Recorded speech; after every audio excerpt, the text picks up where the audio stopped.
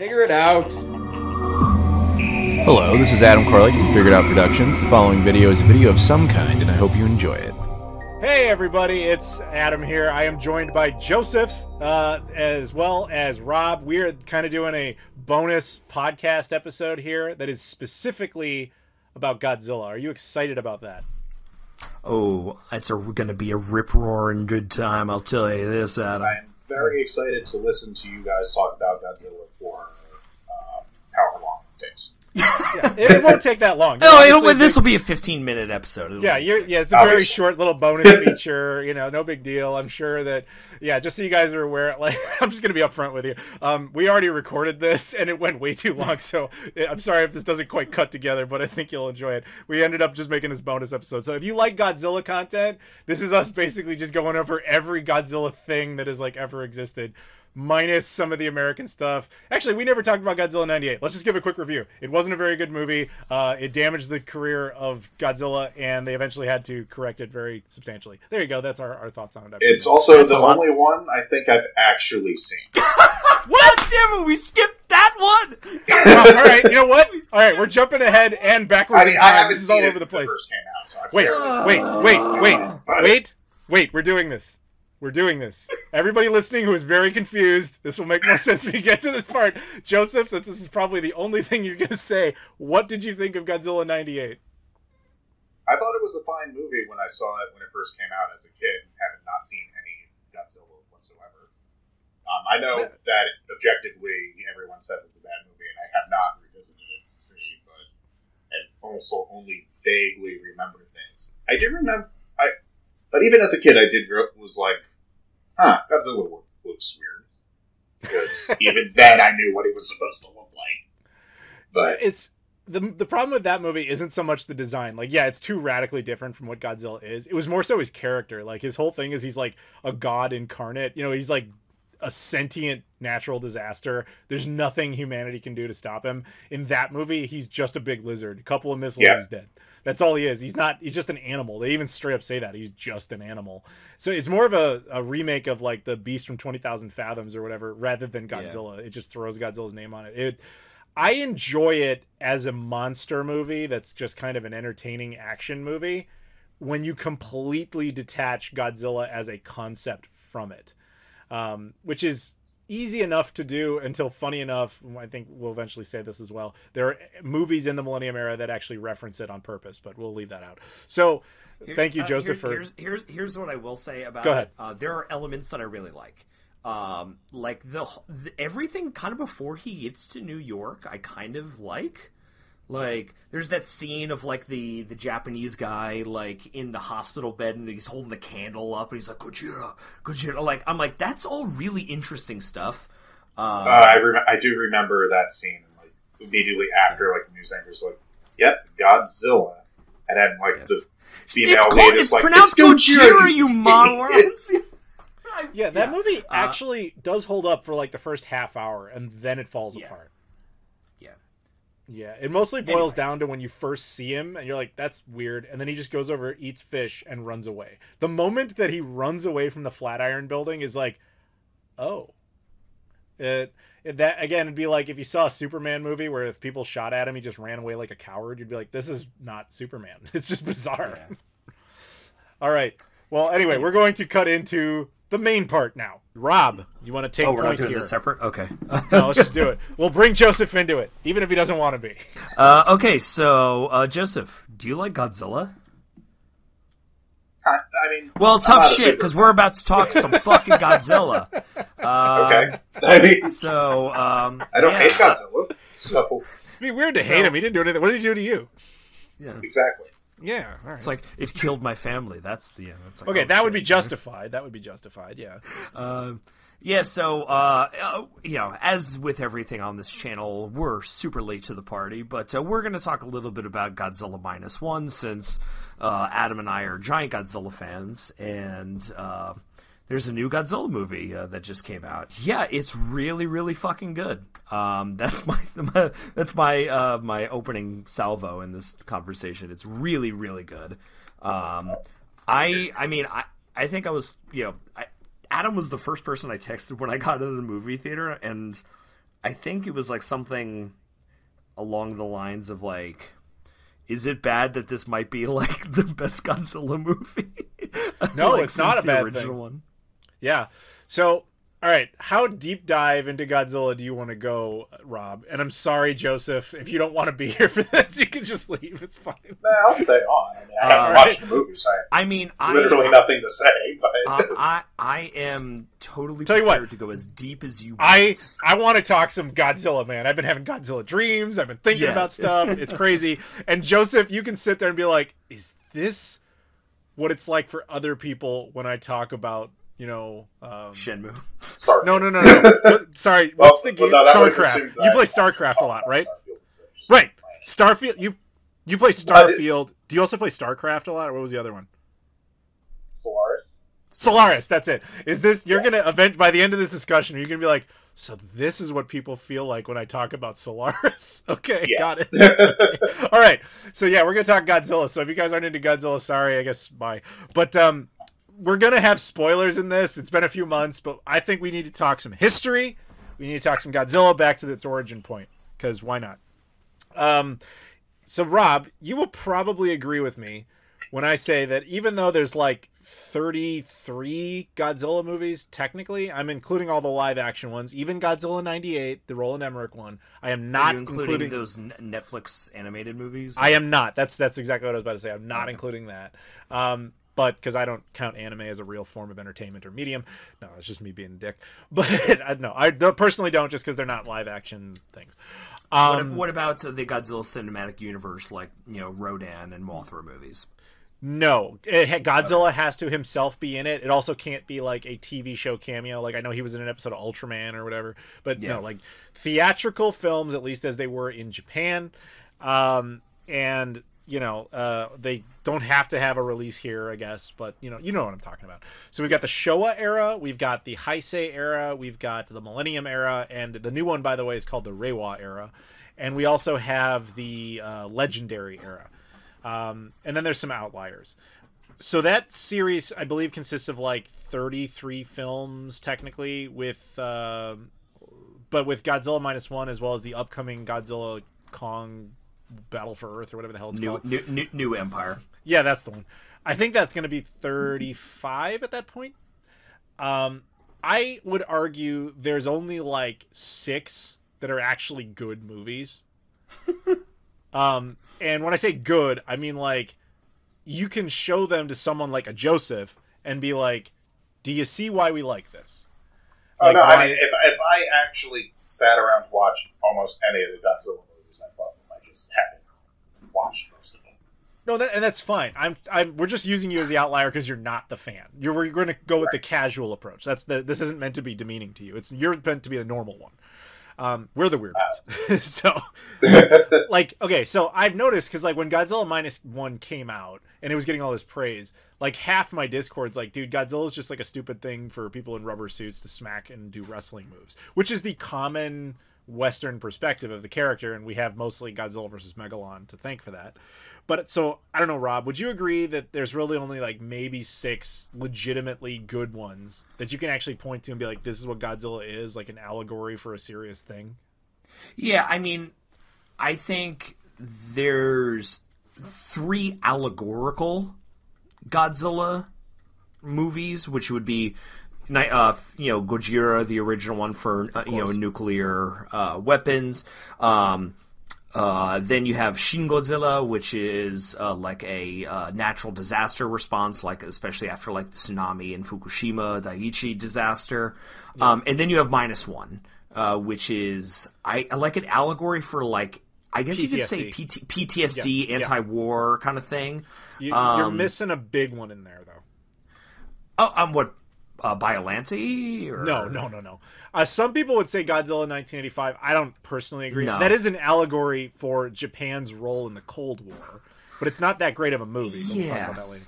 However, I mean, I enjoy that movie. I like legitimately. I think the Heisei era is pretty flawless from start to beginning. We'll circle back to that. My feelings on the Heisei era have changed over the last week because I sat down and rewatched every Godzilla movie again. And I realized the Heisei era, not really that good. But and I know it's heresy. I get it. We'll talk. But the other one you're missing, and I think it always goes unnoticed because it was just sandwiched into the middle of a different era, was Godzilla GMK. Do you remember that one? Oh, yeah. Where it's an allegory for basically Japan's guilt over World War II. Mm-hmm. That is one of the best Godzilla movies ever made. And it's often just, like I said, it's sandwiched in the middle of that era. And so people tend to forget about it. I used to say maybe Godzilla vs. Destroyer would be on that list, but I don't feel as strong about it anymore. Yeah. So maybe I'm going to have to narrow my list down to like there's 4 legitimately good ones. You can kind of make a case for Godzilla 2014, and then I like, as much as I want to make that case, I kind of can't, because after like a half hour, it just kind of becomes a different movie. There are elements of that movie which are fucking spectacular, but then there's, Aaron Taylor Johnson. Exactly. Do you have a list of the Godzilla movies in front of you? I can pull it up quickly. Please do. Yeah. So what I want to do here, Rob, if you'll indulge me, is that we're going to pull up the list, and we're going to do like a quick little talk about each one very briefly.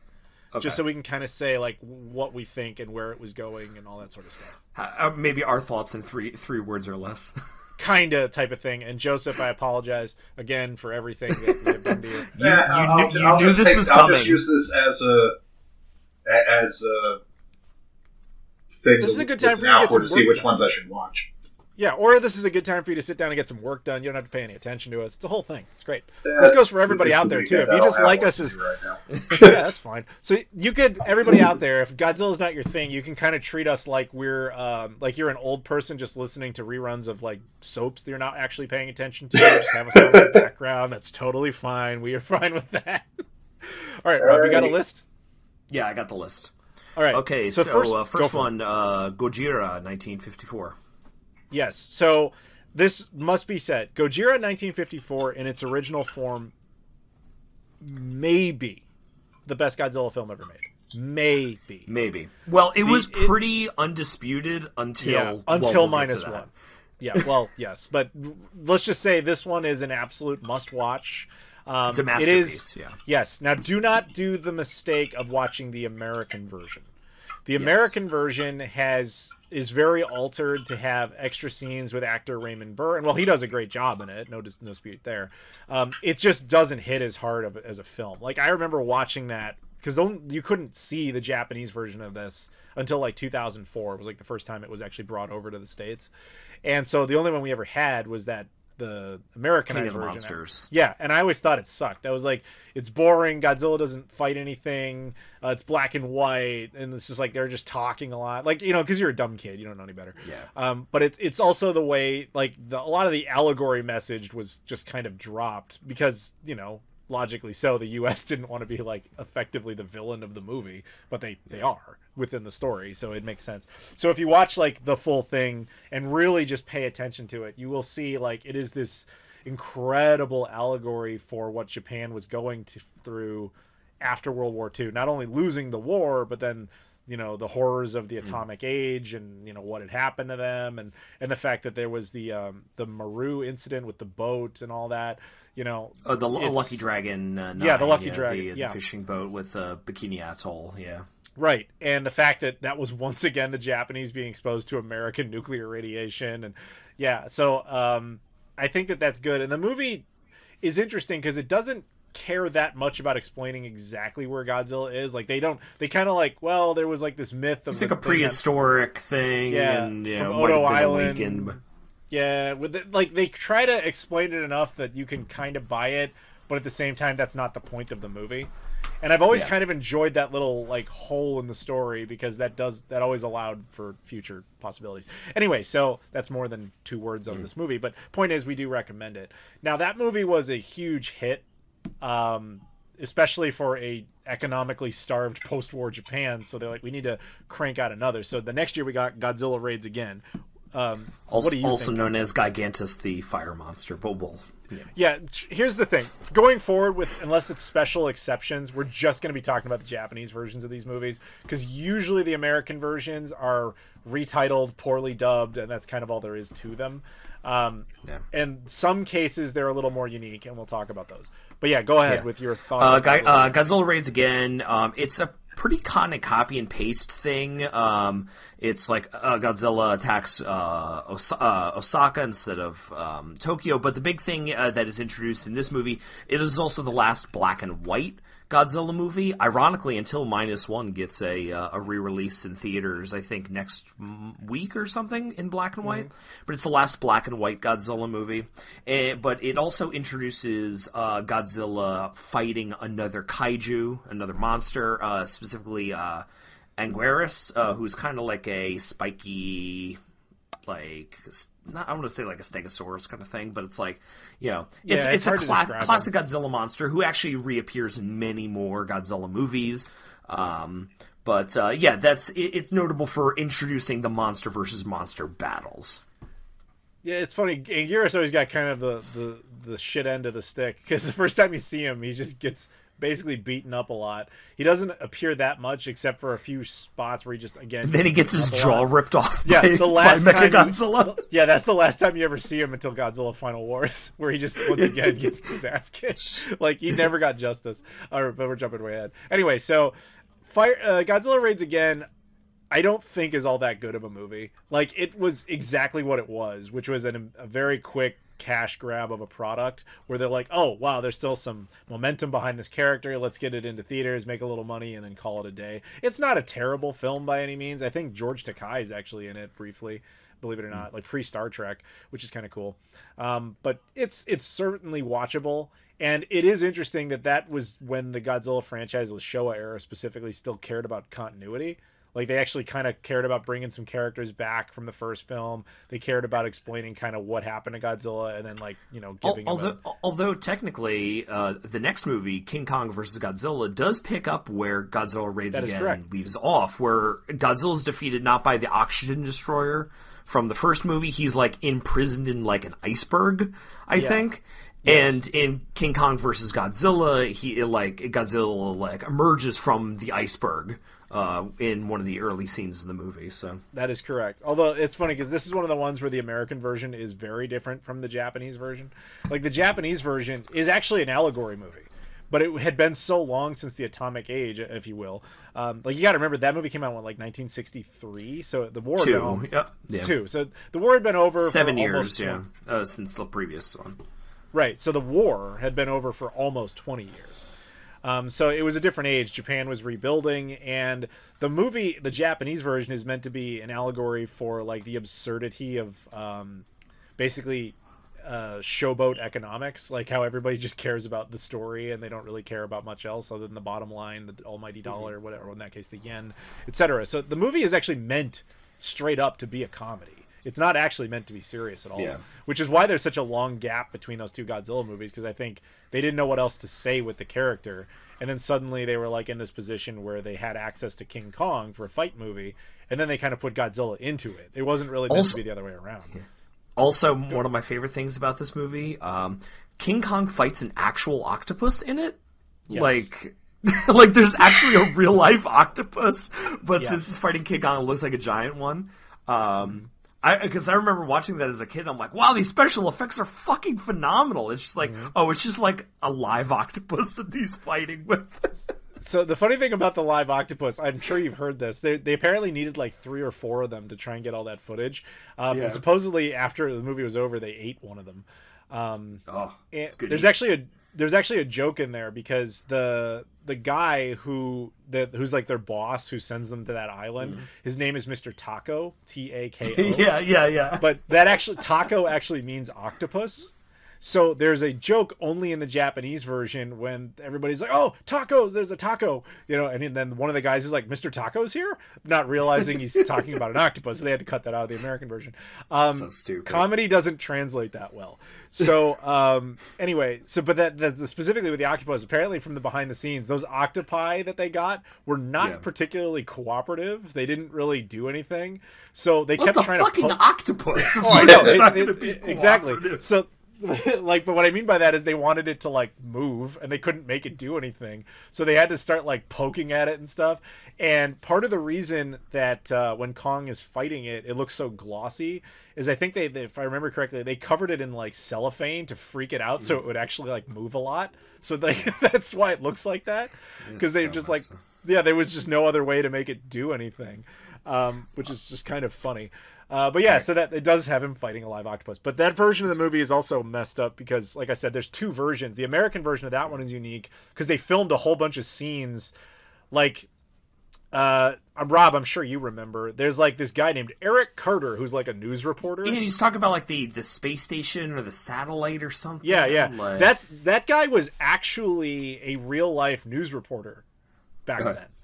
And like to the point where I think there's actually footage of him only the next year, like reporting on the Kennedy assassination. So like the reason I think he was selected was specifically because like he comes off as a news reporter because he is one. But upon rewatching it as an adult, I'm just like, the American scenes add absolutely nothing to this film.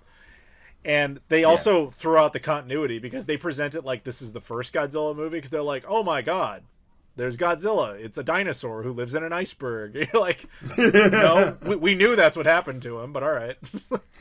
Well, let's try and speed up this process. I think we should try and like limit. You take control. Thoughts on each one. So, next one, Mothra versus Godzilla. I just watched this like last week with my wife because she's like, I'm in the mood for a Godzilla movie, which never happens. That's cool. And I was like, oh, let's do a Showa era. It was immediately after we spoke about the Blu-ray box set, the Criterion set. So I was like, I broke that out, and I was like, Mothra vs. Godzilla is kind of a comfort food movie for me. Sure. Yeah, so I think it's one of the better ones. I would give this like a 7 or 8 out of 10. I do like the music of this one especially, and the Mothra song slaps. And yeah, it's Mothra. Who doesn't like Mothra? Yeah, I think that was the last one where Godzilla, at least in the Showa era, is like straight up a villain. A villain, like yeah. Yeah, then he goes. They started to switch him into like neutral, and then eventually hero. Which is an interesting angle, by the way, and we'll just remember that. But yeah, I agree with your assessment. It's good, not bad. Yeah. Next, Ghidorah, the three-headed monster. This introduces Godzilla's, I would say, his big bad. His King Ghidorah. Ultimate nemesis, King Ghidorah. It also features Rodan and Mothra, who both had their own side movies by this point, but are kind of like both firmly entrenched in Godzilla universe now. Ghidorah is a alien monster, so he's like the first, a monster that appears from off of planet Earth. This is a good one. I like this. Yeah, I do too. Although it is funny because like one of the core points of it is like, oh, Ghidorah's so strong, it's going to take all three of these monsters to fight it. And then that goes right out the window in the next movie, which is Godzilla vs. Invasion of the Astro Monster, which is Ghidorah again, except it's not on Earth, and they go to Planet X. I was like kind of the astronaut shit in this movie, and the alien design is awesome. So I think that movie is almost like a remake of Ghidorah the Three-Headed Monster, but they just like fixed a couple things. But it does screw up continuity pretty bad, which I don't think they really cared much for at this point. Because now the whole point with the previous one is it would take all three for them to fight it. And now it's just like, it's two of them and they kick his ass like completely. It's fine. Yeah, it doesn't even matter. And the reason people know this movie is because of the jumping, saluting Godzilla gif is from this movie. And there's also the fact that Nick Adams is in it as just like the American actor who's just walking around on the set. Which is interesting because if you watch... That's the only reason to watch the American version of that movie is he's the only one who isn't dubbed in that version.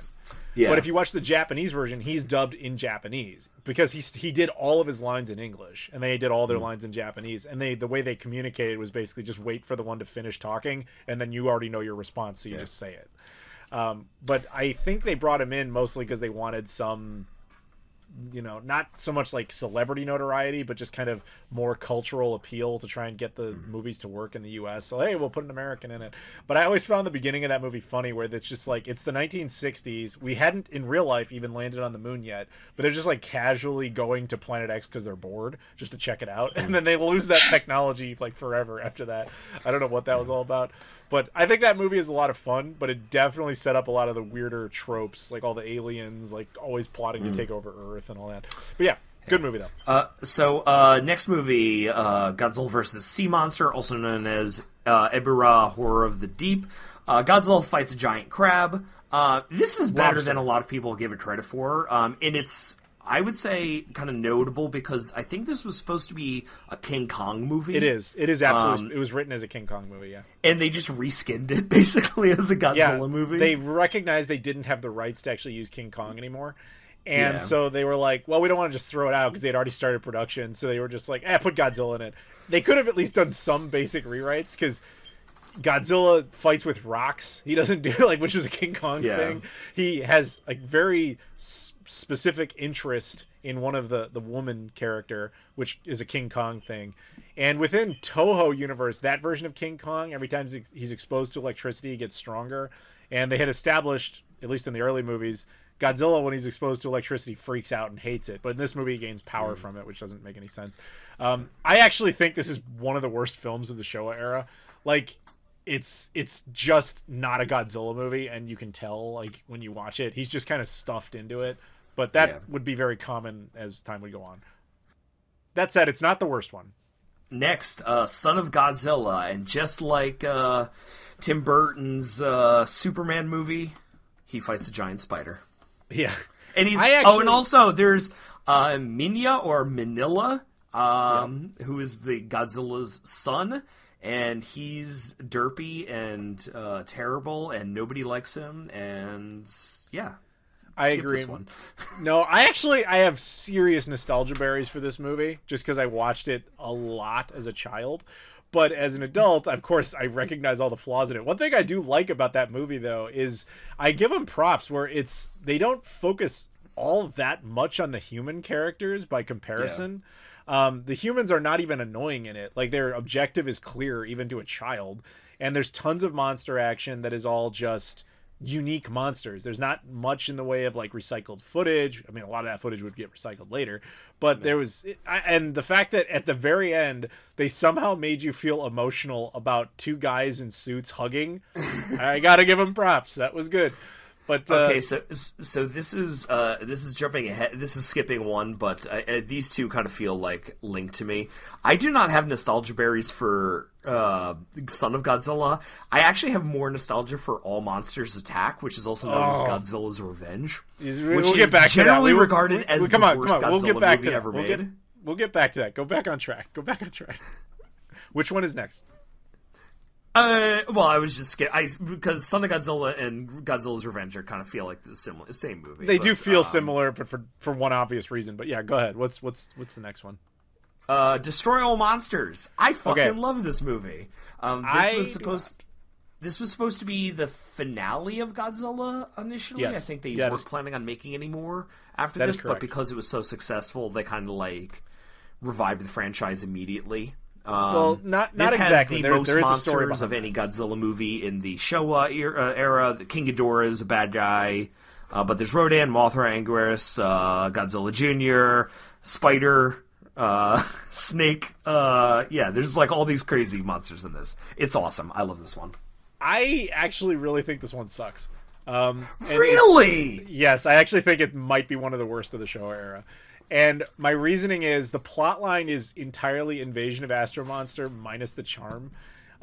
It's just, we're the future on the moon, and we've controlled all the monsters. Oh wait, never mind, we don't have control anymore, and they can't figure out how to fix that, which is weird. And then it's just kind of this lame recycle of the alien plot, and then the monsters themselves are cameos in their own movie.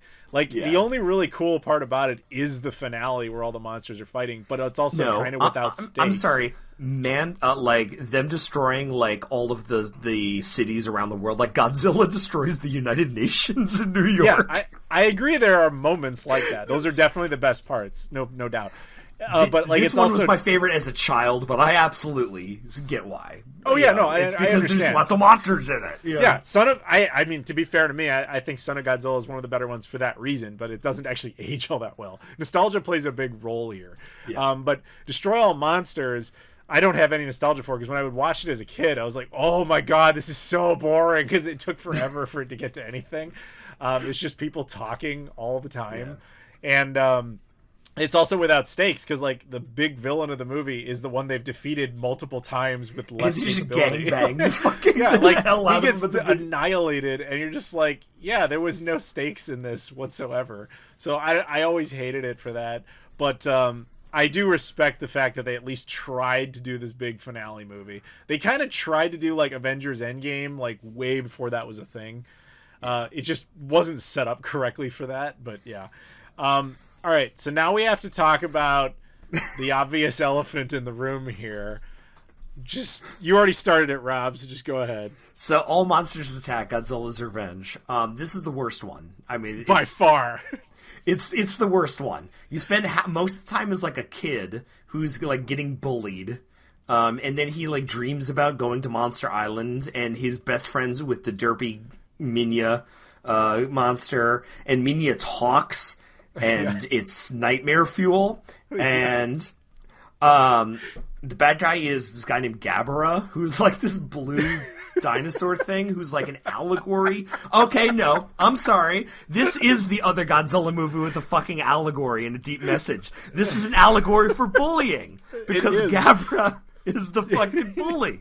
That's actually what all of its defenders say, is that it's about the depression of that era, because everybody was like, there was all these latchkey kids who like didn't have full-time parents because their parents were too busy working, and they're like, this is what kids would have to do. They'd have to imagine what their life would be like and blah blah blah. And I'm like, no, it's just a shitty stock footage movie. Like, if you actually watch it, the majority of any Godzilla action is just literally clips from like Godzilla versus Sea Monster and Son of Godzilla, just recycled and being like, oh look, the kid is watching that scene now. It's like it reminded me of one of those clip shows you would see in a sitcom, and they just basically set it up like that. Absolutely that. It is awful. It might actually be the only Godzilla movie where the English dub is actually better than the Japanese one, only because it's way funnier. That's the only reason. That's the only reason to watch, because like they had this. I think in one of the dubs of that movie, they had the same lady who had voiced Pippi Longstocking in those dubs, and I had watched that when I was a kid, so I was like, Pippi Longstocking is just dubbing this kid like yelling at stuff, where he's like, "Yee!" And you're like, oh my god, this is so annoying. So here's the reason that I have nostalgia for this over the previous one is. When I was a kid, and I'm sure you got this, like, these movies, like, I could never find these movies anywhere. Oh yeah. Like, so I would tape them, or my dad would tape them off of, like, the Sci-Fi Channel. They would do, like, I would scan through TV Guide and look for Godzilla movies, and he would tape them using the VCR. And, like, this is the only one I had for, like, a while. This was, like... I don't know how, like, I ended up, I felt like I watched this movie a fucking 100 times, and I don't know why. I actually kind of hear you on that one. So for anybody out there who's listening, I know he showed up on one of my live streams recently. My friend, who is known as the Xbox guy, or Shrek guy, because he played Shrek all the way through to completion. That guy. I know that reference. Yeah, so that dude, believe it or not, this is Son of Godzilla, or sorry, not Son of Godzilla. Godzilla's Revenge is actually his favorite Godzilla movie.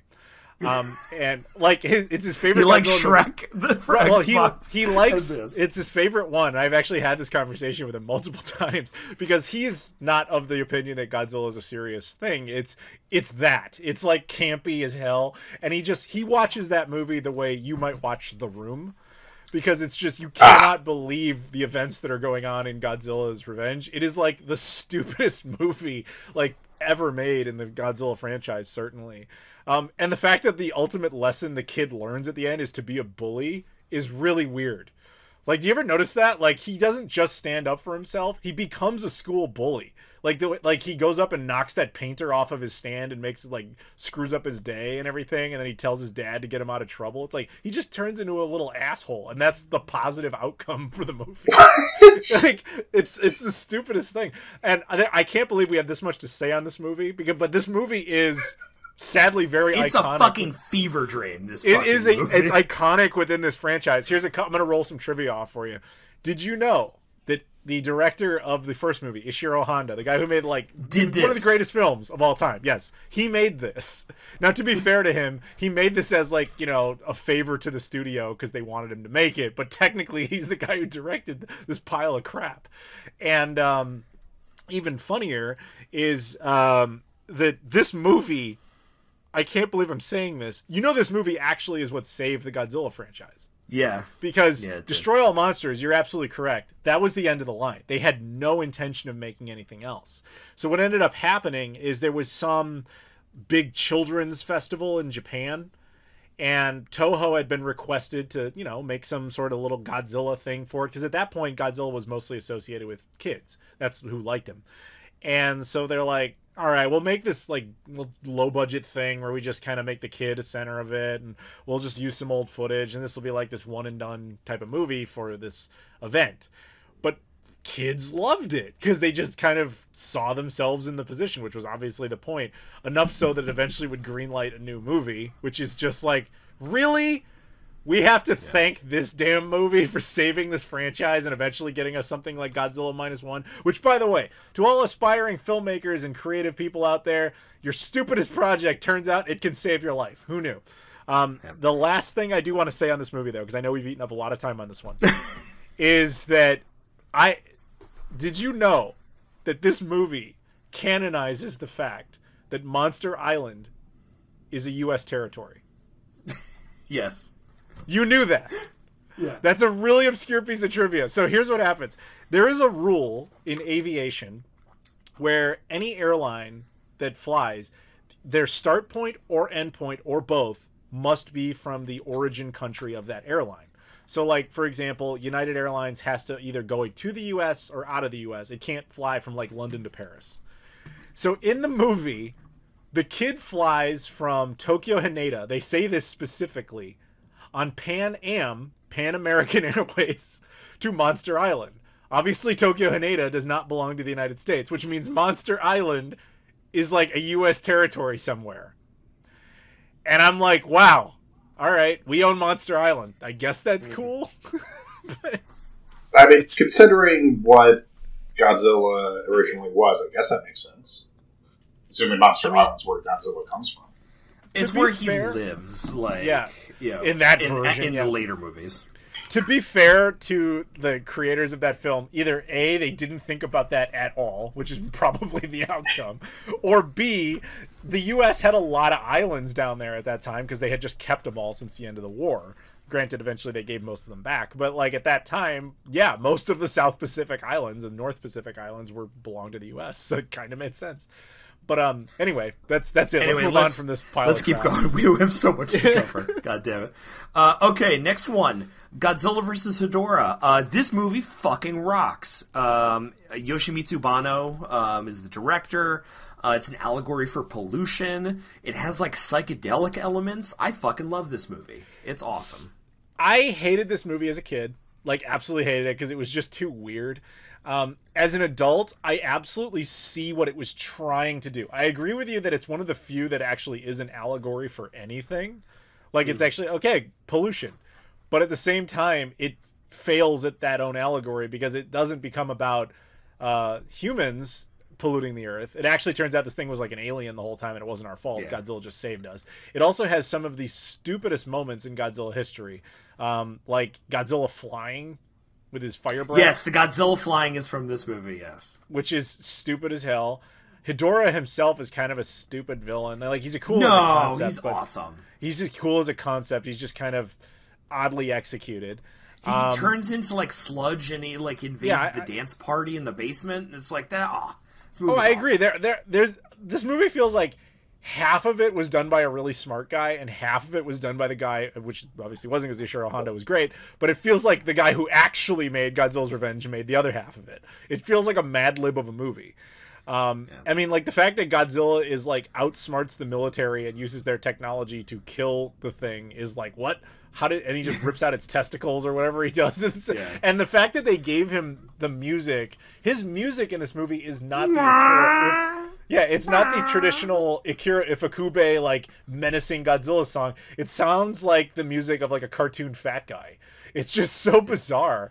But yeah, I like it more than I used to, but I still don't think it's all that great. Move on. All right. Next, Godzilla vs. Gigan. Gigan rocks. This movie sucks. I have fun with this one. I like that it's just full on like, yes, we are cockroach aliens. Yes, whatever. Like it's Yes. kind of, it's like dumb fun, kind of the way King Kong vs. Godzilla is, but even dumber.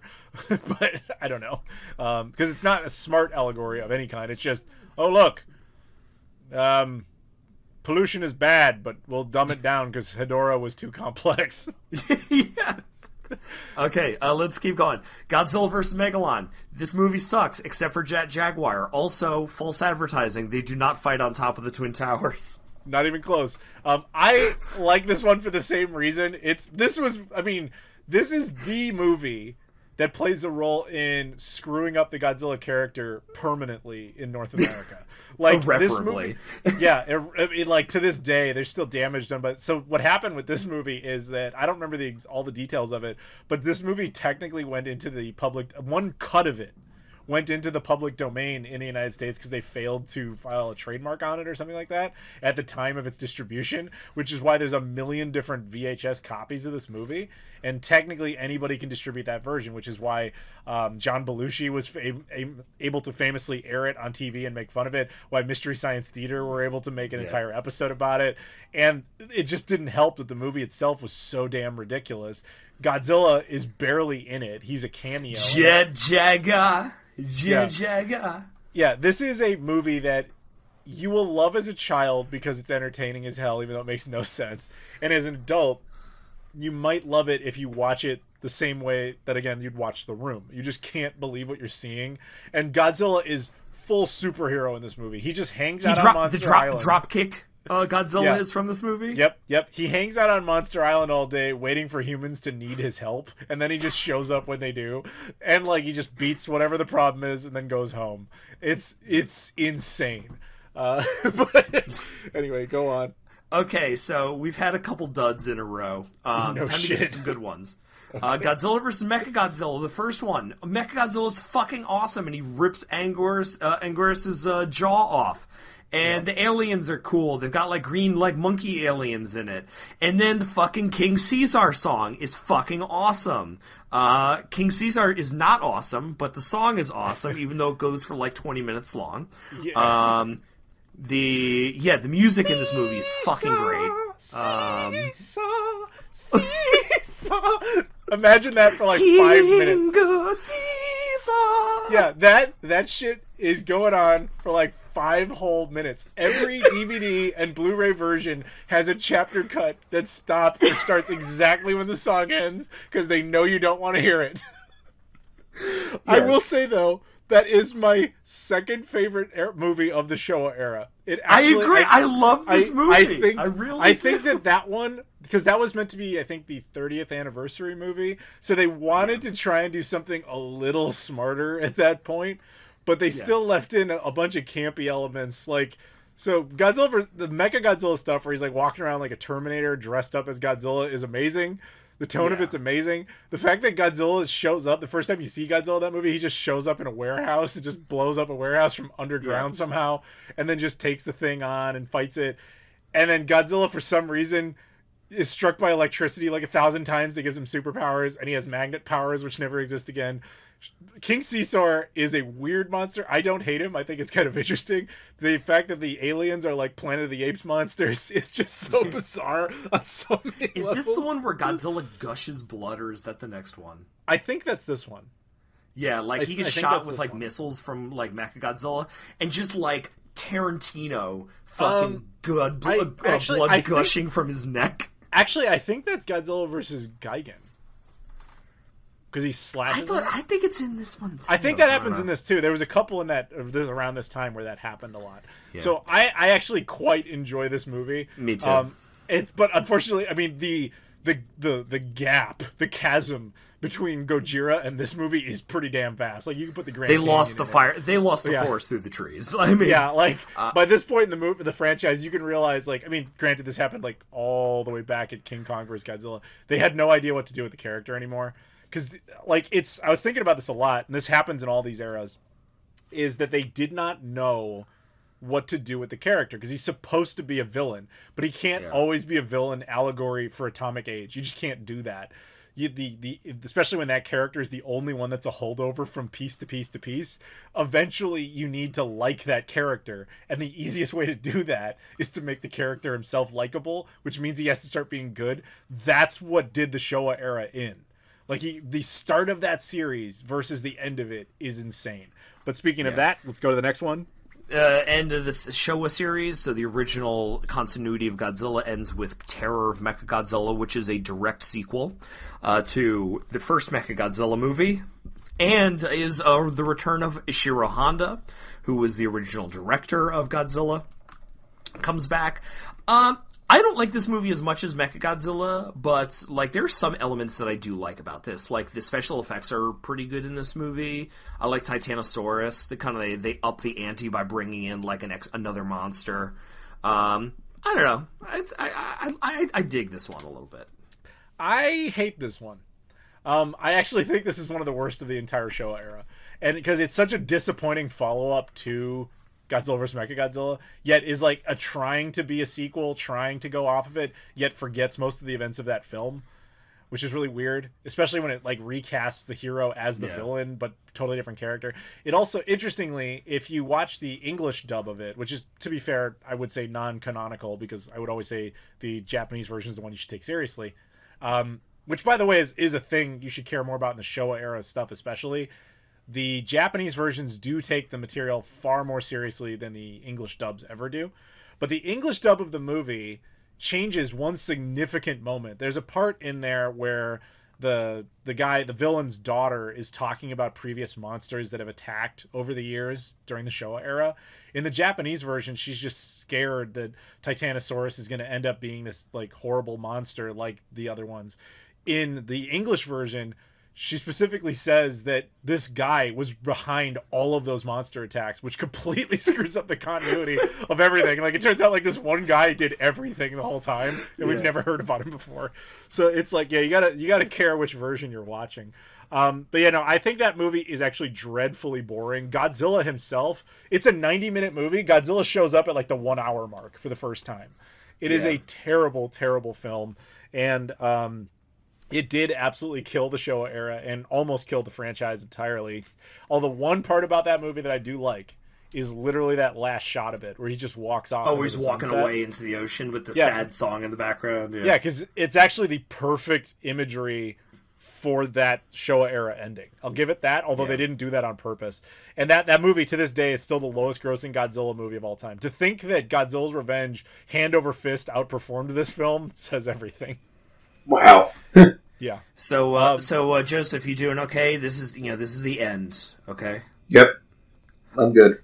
Well, it's the end of the first series of fucking Godzilla movies, because we got a whole fucking bunch more. All right. Yep. All right. So now this is there's not a Godzilla movie made for about 10 years until 1984. And then it enters a new continuity called the Heisei era. Now, the Heisei era is it's an interesting thing. It's basically a reboot of Godzilla. It reboots everything except for the original Gojira, or Godzilla King of the Monsters. So all of those previous 14 movies are not canon anymore, or they're in their own kind of like universe. So the Heisei era kind of picks up like basically as a 40th anniversary celebration of Godzilla. They bring him back, and in the first movie, Return of Godzilla, also known as Godzilla 1985, kind of kickstarts a new series of films. And for this one, Dr. Pepper, no notes. Yeah, this one is interesting because I don't actually like this movie all that much, but I see what they were going for, and I find the production of it fascinating. But we'll truncate that a bit by saying, so Japan makes the movie, And the goal with it not only was to resurrect the character, but they were actually embarrassed about the whole Godzilla vs. Megalon thing, and they wanted the West to take Godzilla more seriously. So this was their opportunity to do that.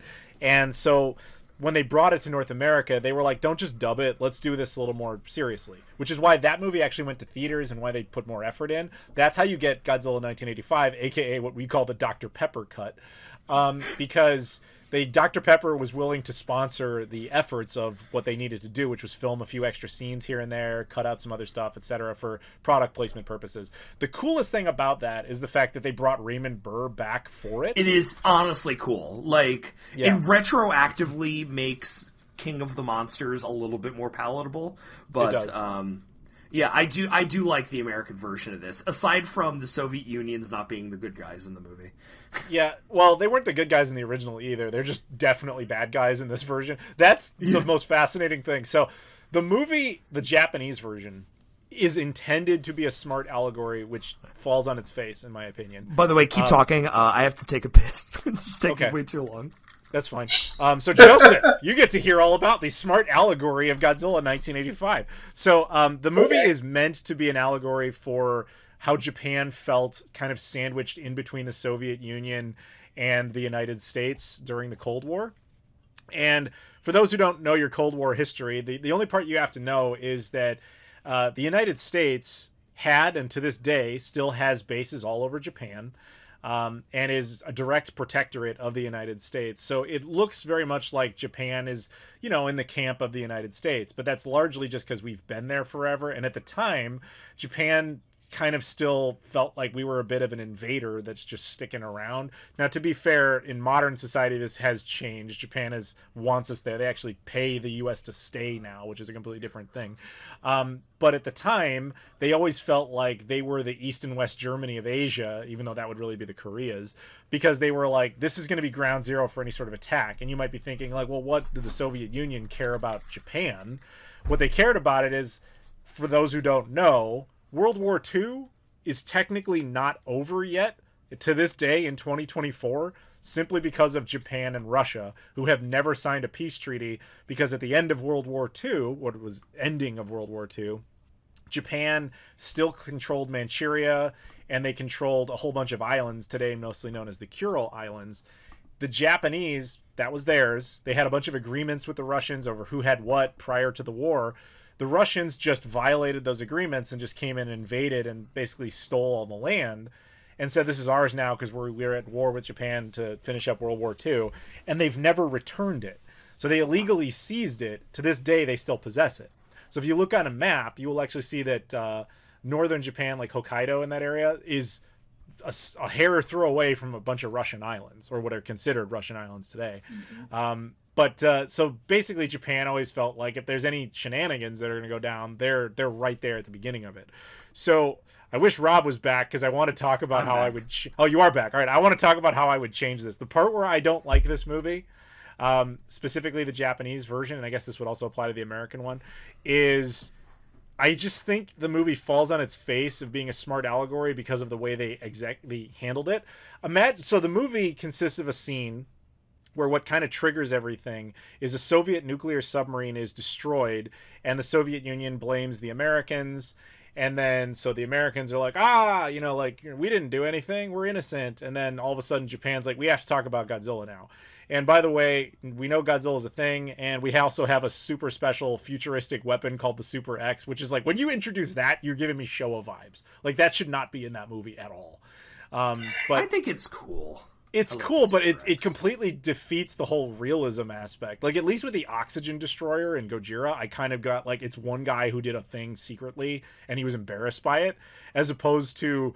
oh, Japan has a super secret hovercraft that fires freezer beams that can, like, just take down monsters. It's like, why would you need that? Why do you think, what? That completely changes the equation. So thinking about it a lot lately, what would have been a more interesting allegory is if the submarine at the beginning was an American submarine destroyed by Godzilla near Alaska, which is, of course, the Aleutians are all American territory, all in that area. It's destroyed. And so the Americans are now blaming the Soviets, with no evidence. And then shortly after that, the Kuril Islands, which are, again, Russian islands, are suddenly attacked by Godzilla and destroyed. the Soviets think of that as a response from the Americans, and hostilities are getting worse. And all of a sudden, Japan, Godzilla comes ashore in Yokosuka, which has got a U.S. military base, and that's destroyed. And so everything's getting really heated. And then Japan, has to figure out like where their place in this is. And then eventually, from some other means that isn't a super futuristic weapon, Godzilla is incapacitated, knocked out, whatever it is. And the same sequence kind of happens where there's an atomic attack where the two bombs knock each other out. And that radiation revives Godzilla to his fullest capability. And that's what makes the whole thing terrible. That's an allegory for how Japan could feel. But it doesn't do that. I do see that criticism, and I do like that tweak. I think that'd be a cool. I think that would have been a better movie. But the American, Well, I was just gonna say the American version of that, it only changes one really significant thing. In the original, when the Russians fire a nuclear weapon, it's completely by accident. In the American version, they totally did it on purpose because they're evil. So, anyway, that's we'll say that. We'll move on. Also, Dr. Pepper. Also, Dr. Pepper. Yes. So, next one in the Heisei is Godzilla versus Biollante. This movie is fucking great. I love the monster design. It's a really interesting concept. I think the monster was designed by somebody else. It was by a kid, actually. Was it a contest? Yeah, it was a contest. They had a kid submit the monster and the idea. And it's so good! Well, I mean, to be fair, adults wrote the material, but yes. No, but like the idea of like a plant being fused with like Godzilla DNA and like the DNA of like this woman like who died. Oh, it's so cool, and what an incredible monster design. This also introduces a concept in the Heisei era of, like, psychics, with this girl named Miki Sagusa. She's a recurring character. She's going to be in, like, basically all the rest of the movies. So it introduces, like, at least I would consider an interesting kind of through plot for humans to do, where they are... kind of like have this psychic ability stuff going on. I like that stuff. Biollante rocks, and Godzilla's a bad guy in this movie still, which I really enjoy. That's where you can start to see the cracks appear, though, because like the 1985, like he's just straight up villain again. That's it. So the next one, they're like, well, what do we do with him? We can't just do that plot again. So we have to do it. He's fighting something. They just did Godzilla Raids again, sort of. He's like a villainous guy fighting something. It's just that Biollante is neither good nor bad. Godzilla is neither good nor bad. They're both just things that exist that shouldn't exist, especially Biollante. And then so the humans, oddly in the Heisei era, are very successful in impeding Godzilla. The Super X does it. In this case, there's like microbacteria. Super X2 in this as well. No, is this Super X2? I thought this was the one This is Super X2. It's the one that has the reflector beam. Yeah. Oh, I'm thinking this is where they poison him with like some anti-nuclear bacteria that like screws him up at the end of the movie. Right. Yeah. So it's weird because they keep finding ways to actually successfully incapacitate him, which is kind of is not normal for the franchise. However, I will say, do you usually watch that movie in Japanese or the English dub? Japanese. Okay, so do I, but I got to admit the Japanese version is very hard to watch because it has a lot of scenes of English speakers or people attempting to speak English, which are really weird. Like the beginning of the movie starts off with this like paramilitary group of Americans being like, because they're all like U.S. military that were hanging around and stuff, but they're actually played and voiced by Australians not hiding their accent whatsoever. And it's like, okay, that's a little awkward. And then they go to there's that Saradia, this fake Middle Eastern country where the characters are all speaking English, but their accents are so thick that you have to turn on English subtitles even though they're speaking English. It's kind of weird. So that can make that movie a little hard to watch. And because these actors are speaking English natively, you, as an English speaker, can judge that their performances are terrible, which happens a lot in that movie. So, like, it's almost better to watch the dub because in some ways the dub has a better performance, which is a terrible thing to say. But go on. And speaking of terrible English voices being done by non-English speakers, you have Godzilla vs. King Ghidorah next.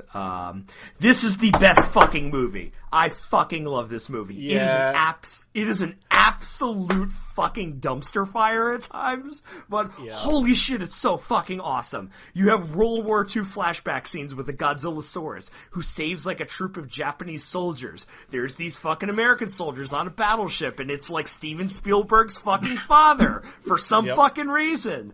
There's time travel. There's fucking aliens. There's King Ghidorah, who gets his head fucking ripped off by Godzilla. Then you have to rebuild him into fucking Mecha King Ghidorah at the end. There's a Terminator in this movie? Fucking what? Also, Godzilla gets reborn into like an alternate fucking timeline because they erase him from fucking history and bring him to the future, but then he comes back and he's fucking evil because they actually use nuclear weapons for fucking good in this movie, but Godzilla comes back and he fucking nukes the shit out of the old Japanese guy who he saved in the original timeline. Oh, it's so fucking good. God damn it, I love this movie. I completely agree with you. I love this movie to pieces. It's batshit insane. It's just like it's a roller coaster, man. Part of the reason that the production is what it is they had apparently the Godzilla 1985 had been absolutely demolished at box office by Back to the Future. And they decided that, well, after Biollante didn't do all that well, maybe we need time travel. That was like a huge part of it. Because Biollante, when it came out, it got smashed by Back to the Future 2 as well. So they were just like, damn it. So like we need time travel. That's like the thing we need in our movie.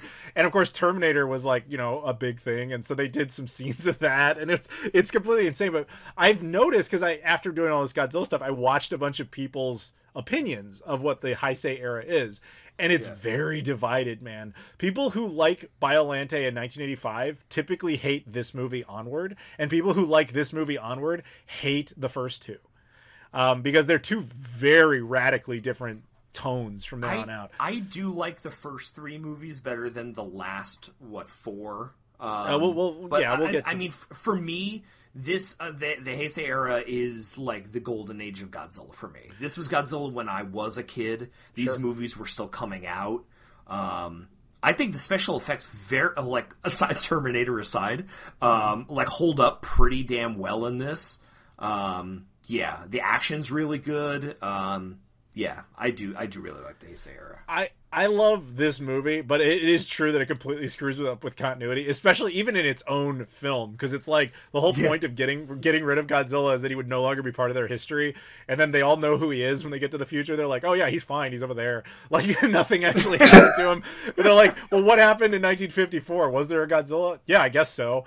Did Godzilla 1985 and Biollante happen? Yeah, apparently. So like nothing actually changed. Like no, it's all surface level. None of it makes sense. Yeah, and it's none of it makes even the slightest sense when you hold it up to scrutiny. Because like the villains, like even though we failed at specifically our goal, we still succeeded because their goal, the people from the future, their goal is to destroy Japan because eventually it's going to be this like dominant superpower that takes over the entire world, which is funny because they actually believed that. Like, if you go back to the 1980s. Like, if we mentioned Back to the Future 3, we were talking about Back to the Futures. There's a joke in Back to the Future 3 where, Marty and Doc are trying to fix the Old West time machine. And, Doc's like, no, you see why this circuit failed? It was made in Japan. And Marty's like, what are you talking about? All the best stuff's made in Japan because, like, times had changed. Everyone thought the Japanese would take over the world like the way everybody kind of thinks the Chinese will take over the world. So that was Japan making a movie about themselves taking over the world and having to stop themselves. That's how insane that movie is. It's fucking nuts. It's a batshit crazy movie, and I absolutely love it to pieces, even though it makes no sense. Honestly, is in my top 3 Godzilla movies of all time. I legitimately love this movie. I would maybe agree with that as top 5. Maybe top 3 favorite. It's definitely not one of the top 3 better produced. No, movies. best. No, favorite. Abso-fucking-lutely. All right, yeah. But I love that movie, and I think you can watch that without knowing anything else about Godzilla and just get along just fine. I think you'd have a good time. Maybe have a couple beers. I think you'll have some fun. Yeah. So let's move on to what I think is the worst movie of the Heisei era. Go ahead. Yeah, Godzilla versus Mothra. This, okay, so I do not really care for this movie. I think Batra is interesting. Mothra's from space, cool. But here's what I will say. This is a love letter to Showa era Godzilla. Like, I get what they're trying to do with this movie. They're trying to, like, recapture some of that, like, kind of goofy innocence of the previous series. Like, they bring back Mothra, they bring back the little mini twins, you know. I get it, but it kind of falls flat on execution. Yeah, so the thing with this movie is that originally, this is a Godzilla versus the Sea Monster situation, where it started off as production of a totally different movie. This actually started off as Toho trying, after Godzilla vs. King Ghidorah did so well. I think it was actually the highest grossing one of the Heisei era, by the way. Yeah, it was. Yeah, so until this one, ironically, did beat it. When they saw that, they were like, oh, maybe we can reboot some of our other characters and make more Mothra movies specifically.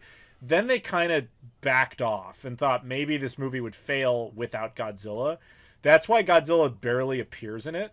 He's really only kind of at the end, and he's just kind of a generic villain for Mothra. Because if you think about it, the movie is really about Mothra versus Batra. It's not really about Godzilla at all. And then they're like, oh, we'll just have them team up for some reason, and then they win. And, like, that's the movie. And you can feel every part of that when you watch it. If you're watching this for Godzilla, you'd be very disappointed. If you like Mothra, it'd be great. But it did do well. It actually ended up being the highest grossing one entirely. And it spawned all of the Mothra movies. They gave Mothra a trilogy after this, which is like, okay, whatever. But let's move on from this one. Next, Godzilla vs. Mechagodzilla 2. Now, it is not a sequel, but they still but somehow they just put, like, a 2 at the end, even though it's the third Mechagodzilla movie. Well, we'll get past that. So Godzilla vs. Mechagodzilla. This is the most forgettable one for me, honestly. Like, I forget this movie exists sometimes when I'm, like, thinking about the Heisei era. I'm like, oh, yeah, Rodan's in this? What? Like, yeah, I just watched it and I barely remember it. My point is that it's kind of forgettable, and I don't like the design of Mechagodzilla as much as the first one. Yeah, he looks like Schwarzenegger Godzilla, basically. Yeah, he does. The thing is, I found out that apparently a lot of Godzilla fans refer to this movie as the beginning of what they call the G-Force trilogy. Because from here on out, it's not really about Godzilla anymore or any sort of allegory. It's about, like, the G-Force, which is a group of people that are just like, we're going to destroy Godzilla with our futuristic tech, which we don't really have. To be fair to that movie, though, they do claim, and they show it even, that they base a lot of their tech off of the recovered parts of Mecha King Ghidorah. From, like, Ghidorah, so there is continuity, and there is, like, that whole, like, the G-Force kind of ties into, like, those psychics and, like, Miki Sagusa, like, earlier movies. Oh, and also this introduces Godzilla Jr. again. Although it's like a Velociraptor, like Yoshi Jurassic in Park. the Mario movie. Jurassic Park. Yeah, oh yeah, that's what did it. Well, no, I was gonna say the Velociraptor in the fucking Mario Brothers movie, but I'm just saying that's why they did that, was because Jurassic Park was so such a hit. This Miki Sagusa, by the way. Go ahead. No, it's kind of a nothing burger, but yeah, whatever. Yeah. Miki Sagusa, the reason... All right, so I saw someone point this out, and, like, if you can name one human character in Godzilla movies, everybody can name Miki Sagusa, and that is true, but the only reason you can do that is not because she's a compelling or interesting character, it's just that she was in, like, most of the Heisei era. The only one she wasn't in was 1985. She's literally the only reoccurring character in Godzilla movies. That's it. That's the only reason people know her name. Like, they don't have reoccurring characters. It's like an entire almost point, like, just not to do that, which does make it very hard to connect to the character. So, moving on to the next one. Go ahead. Okay, so Godzilla versus Space Godzilla. I like this movie. As hell. I think this movie's interesting. I think it ties in with Mothra somehow. Like, there's Godzilla DNA gets, like, brought into space. Right. Yeah, it got brought into space. They were not actually sure. The movie straight up says, like, it either happened because of Mothra or it happened because of Biollante, which proves that the Biollante events happened, meaning the time travel thing made no sense at all. Anyway, go on. And I thought the monster design was lazy, but, interesting in this. Godzilla Jr. looks like Minya in this movie. Yeah, he looks like a Pokemon or something. Did you know he's that, like Chibi Godzilla? Yeah. Did you know that Space Godzilla is not even a new design? He was actually a character in a Super Nintendo game. Really? Yeah, he's slightly altered. He's the Super Nintendo character design from I want to say 91, and they just put that basically into the movie. He's not even really a new I didn't design. realize that. Yeah, it's slightly different. Also, the human robot Mogera, This piece of crap, man. is a piece of crap. Actually, did not originate in this movie. It originated in 1957 film called The Mysterians. Which was another Ishiro Honda movie. Interesting.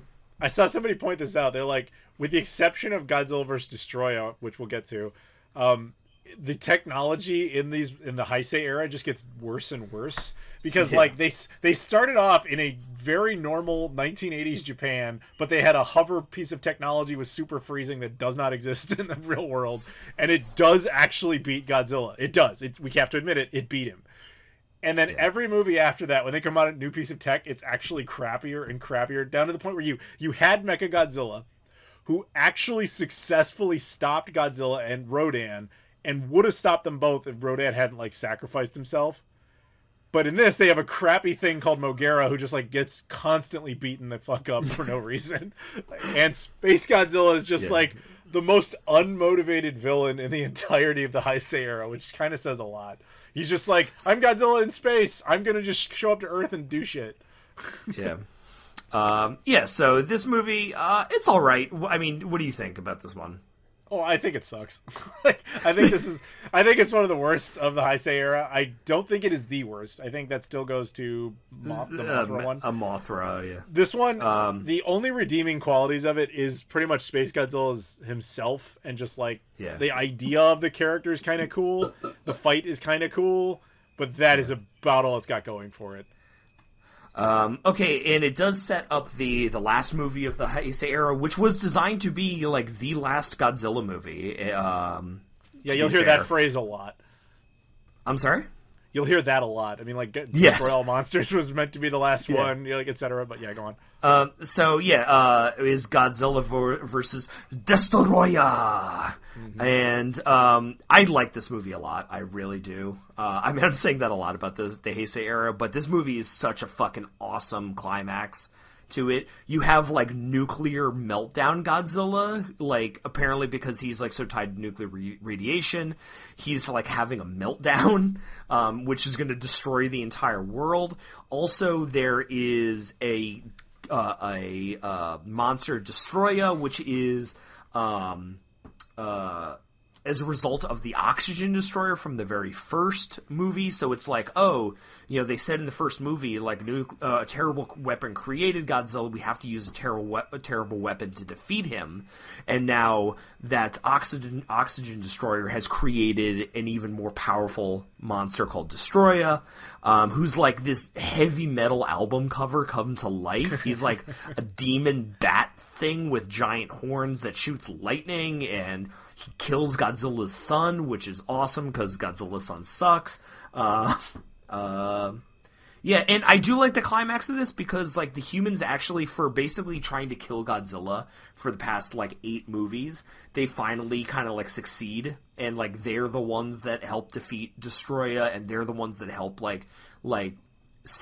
prevent Godzilla from melting down and destroying the entire world. I like this one. I always thought this was one of when we were talking about maybe there's 6 good ones, I always put this in that group. Though having rewatched it very recently, I was it's trying to be smarter than it is, because it's an interesting allegory for the idea of, we used a worse weapon to defeat a really bad weapon, and these are the consequences of it. I love how they had the original female actress from Gojira in this playing her character again. Yes. There's a lot of stuff in this that is smart, but when you have to mix smart allegory with, by the way, we have giant freezing lasers, it starts to hurt a little bit, in my opinion. There are things about that movie I think are phenomenal, and there are things about that movie I think are stupid as hell. And one of them is Miki Sagusa, because like I said, you don't pay much attention to her character. The only reason you know her is because she's in so many movies. She is basically nothing in that movie except Godzilla's all good and we should need to be sad that he's dead. And I'm even when she finds out that if they don't stop him, the entire world will be destroyed. She's like, well, that's not that big of a deal. You're like, yes, it is. Like, she's not a great character. Like, I think she started off as an interesting one, but they never knew what to do with her. They just kept throwing her in the movies, and they're like, I don't know, do something. All right, so like, I don't want to like do this, but I think we have to like table the talk of the American Godzilla movies, like the legendary MonsterVerse and and that, because otherwise we will be here all fucking day. Well, that sounds terrible. But go on. Okay, so that's the end of the Heisei era. They took like 4 years off. And then rebooted Godzilla again. Once again, everything except for the original 1984 Godzilla, 1954 Gojira movie is wiped from canon. Do they do that every time? I'm sorry? Do they do that every time that they reboot? Yeah, franchise?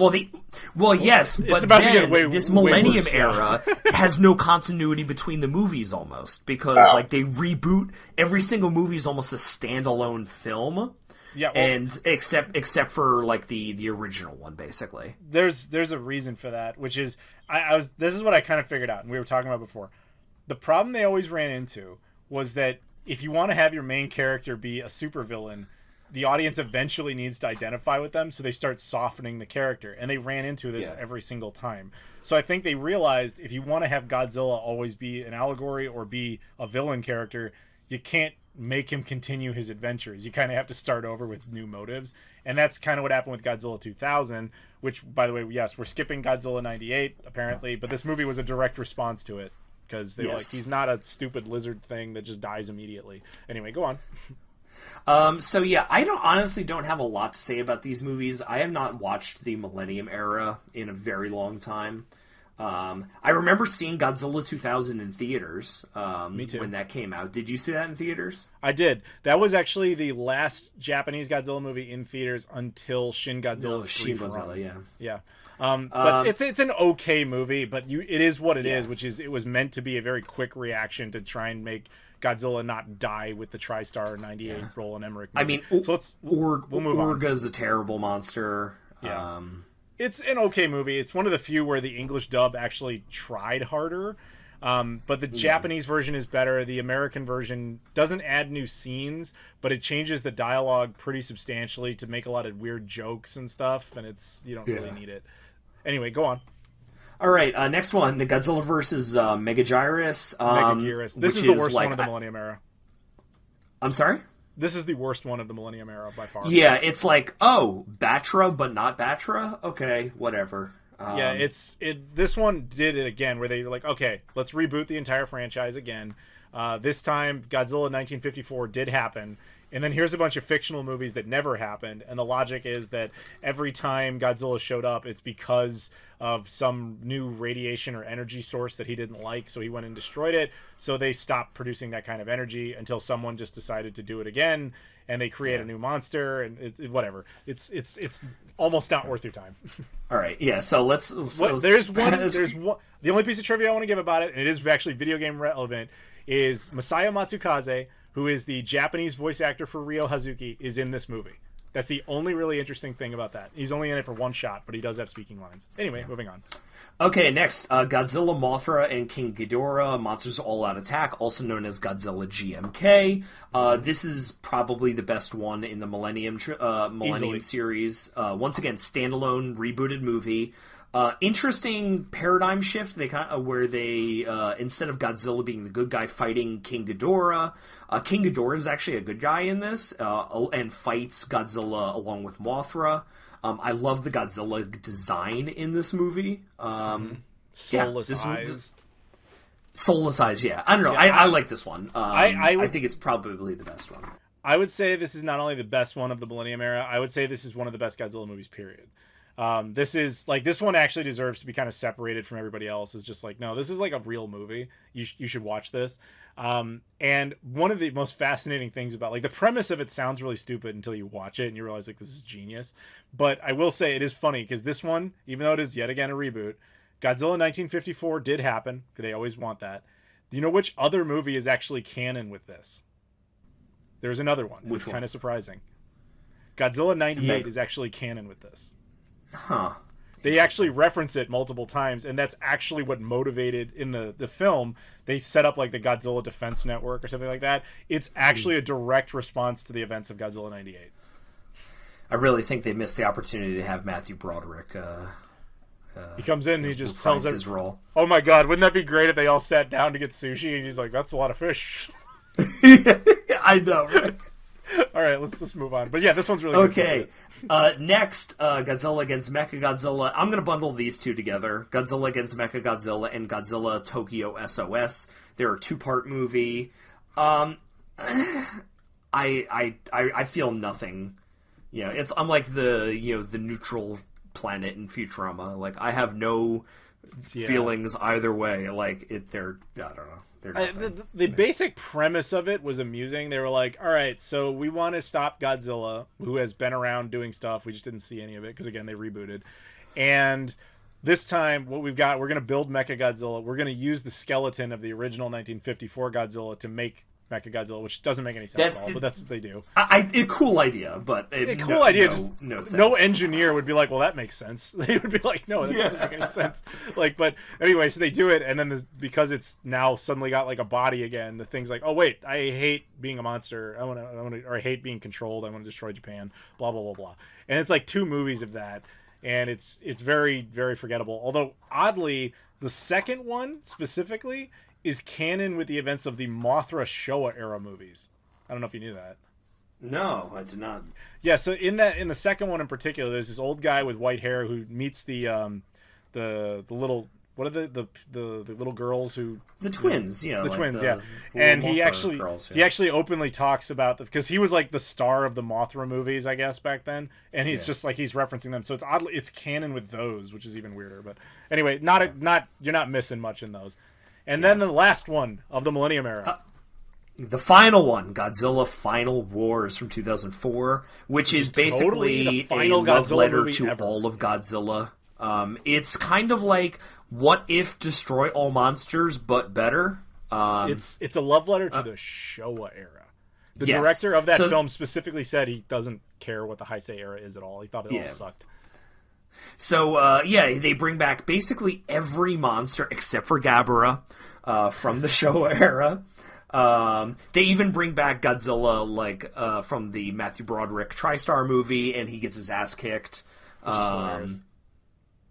Also, there's, aliens, and there's, a defense force, and it's led by a guy that looks like a cross between Joseph Stalin and Bob Hoskins as Super Mario.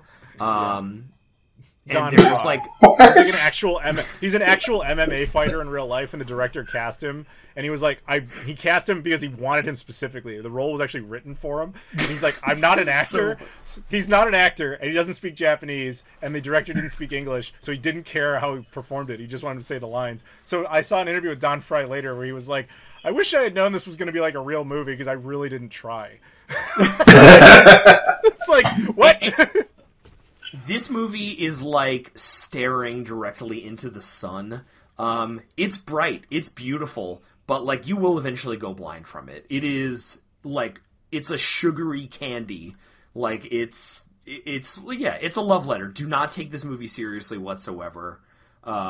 It's just dumb fun. I like this one. I love this movie, and I hate it at the exact same time. It's the most 50-50 movie of all Godzilla movies. Because, half of it is some of the coolest shit in the entire franchise. Yeah. And half of it is why did you waste time on this? Why did you bring Manila back? Why do we need to have him? Why does he have and he's hanging out with the little kid! Yeah, and why does he have to grow big at the end, in the worst of all the movies?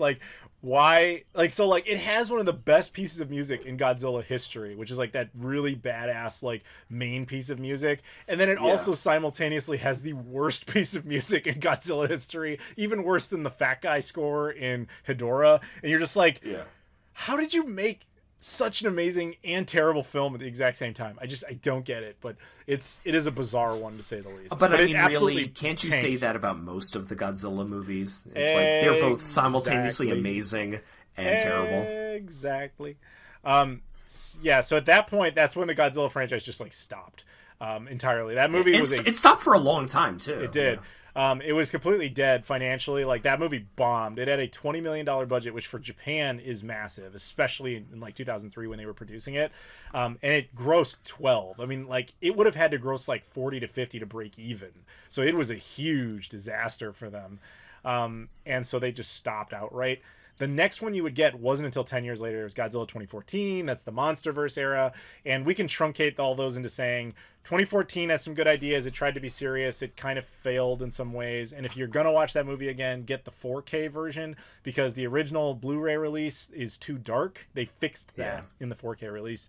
Godzilla King of the Monsters was an attempt to course correct and say, okay, let's have a more exciting one with more monsters but with less stakes and seriousness, and I think that one actually really sucks as a result of it, for the same reason. It's like, oh, we have future tech and who cares about anything, and I hate that. Godzilla vs. Kong, though, I think that one's pretty good. I like that movie a lot. I've only watched it once, and I don't remember liking or disliking it, but I've been meaning to go back and actually rewatch the MonsterVerse movies, because I've been watching the Monarch TV show on Apple TV, which is actually pretty good. It's like the first time they make human characters in Godzilla compelling. Sure. In preparation for the new one that's coming out in a couple months, I should go back and rewatch it. Yeah, although it is sad to me as a Godzilla fan that the best movie in the Godzilla MonsterVerse is actually Kong Skull Island, the one he's not in. Yeah, it is the best one. Yeah. It is the best movie of that series. But okay, anyway, so to be fair, we haven't seen the new one, but move on. Okay, so we've got two big ones to talk about. We've discussed Shin Godzilla in the past. Yes. Shin Godzilla is incredible. It's like they got this the guy who did Neon Genesis Evangelion, which is a famous anime, to do this. It's a very radical take on Godzilla. It kind of think of it like a remake of Godzilla, the original one from 1954, but it's more of a allegory for the tsunami and the Fukushima Daiichi, a nuclear meltdown, by also being like an indictment of the Japanese government response of it. There's a lot of bureaucracy in this movie, but everything with Godzilla is fucking incredible. Yes. It really is. Yeah, it's the first Godzilla since 1954, I guess, other than maybe Godzilla 98, that has absolutely no prior connection to anything else. I mean, even 1954 is wiped from this movie. And I rewatched it, obviously, for this, and I'm just sitting there being like, this is such a fascinating film because it's meant to overload you. Like, one of the common complaints from English speakers in particular is there's so much dialogue. Yeah, the subtitles, but there's so much dialogue, and then every character has constant subtitles on them explaining their job title. And everybody just kind of goes like, wow, this is overwhelming. But that's the point of the movie. Yes. Is for you to feel stressed out with the characters because there's so much going on. The movie has no protagonist of any kind. And I would say that this movie is almost flawless for the time. There's only two issues, and one of them is more retroactive. The more retroactive one is that Japan at the time still felt of like the U.S. as kind of this like occupying force, that they didn't know why we were still there. That has changed now that they pay us to stay there. That's a different situation. But I'm sure the attitude hasn't completely died, but at the same time, the motive has. And I'm sure you know the really obvious flaw in that movie is the American girl? Yes. The Japanese actress who is playing the U.S. She's a senator, U.S. senator, who has aspirations to be in the White House. When you can, probably a very good actress in Japanese. She clearly does speak English, but she speaks it the way I speak Spanish, which is I know a few sentences, and when you hear me speak it, you're like, okay, well, you clearly don't speak that natively. So, and I think on one of the close-up shots, there's like a little bit about her bio. I actually paused on that, and I think it says in there that she was born in Kansas, and I'm like, I don't think so. I don't believe that. I don't believe this. I've seen some crazy suspension of belief things in Godzilla movies. I can't suspend it that far. No, not even close. But to be fair, they're not making it for Western or American audiences. They're making it for a Japanese audience. They're not going to go out and cast an American actress who happens to speak Japanese for that role. They're just not. which is unfortunate. I mean, case in point, this like won Best Picture in Japan. I mean, this was a very universally praised in Japan movie, and it's like for foreigners like us, we still appreciate it, but we're not going to get a lot of the depth and nuance and commentary on the Japanese political system. But as a Godzilla movie, it's phenomenal. Agreed. All you need to know about this one, if you don't know anything about Japanese politics, is just a really basic thing where it is common Japanese complaint. And to be fair, the other Godzilla movies do reference this. Like, I remember Godzilla vs. Destroyer saying, like, one of the kids said he didn't want to join the system because, like, in Japan, it's all about bureaucracy and nobody ever does anything. Like, it's always been a thing in Japanese politics that nobody ever really acts. They just kind of do layer cake model where it has to kick a decision up to kick a decision up to kick a decision up until it eventually gets squashed and nothing happens. This is just that on the entire federal level, and that's like why their response to everything was so bad. And the American perspective on this was like, hey, we're willing to help, you know, we got you. And the Japanese just being like, no, we want to handle this ourselves. And then that causes delays and it causes problems, and how Japan just feels kind of like they're under the thumb of the US while also kind of needing them at the same time. It's an interesting situation where they're not like hating on Japan or hating on the US. They're kind of explaining this is just what this dynamic is. Yeah, and I find that fascinating. But once again, we've actually discussed this in the past a few times, Shin Godzilla. But so now the one we're actually here to talk about. Yeah, the original subject, Godzilla -1. Now this is the first Godzilla movie since Shin Godzilla made in Japan by Toho Pictures, and this is. I will preface it, it's a period piece, so it actually takes place in the 1940s and 50s during the original time period of the original Godzilla movie. And it basically tells the story. It's a very like character-driven movie, which is unlike a lot of Godzilla movies in that it's actually good. Like, the characters are compelling, and I find them very likable, and I want I want to see what happens to them. The main character is a kamikaze pilot from World War II that actually survives the war, so he has like survivor's guilt and PTSD.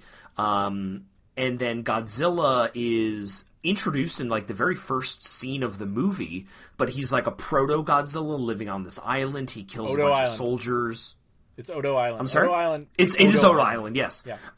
Which is another callback to the original movie. And then he kind of comes back and is like reborn, or like after the nuclear tests start. This movie is very dark. It shows a lot of the details, the gruesome details of post-war Japan, of like these people like literally sifting through the ruins of their civilization and trying to, make new lives.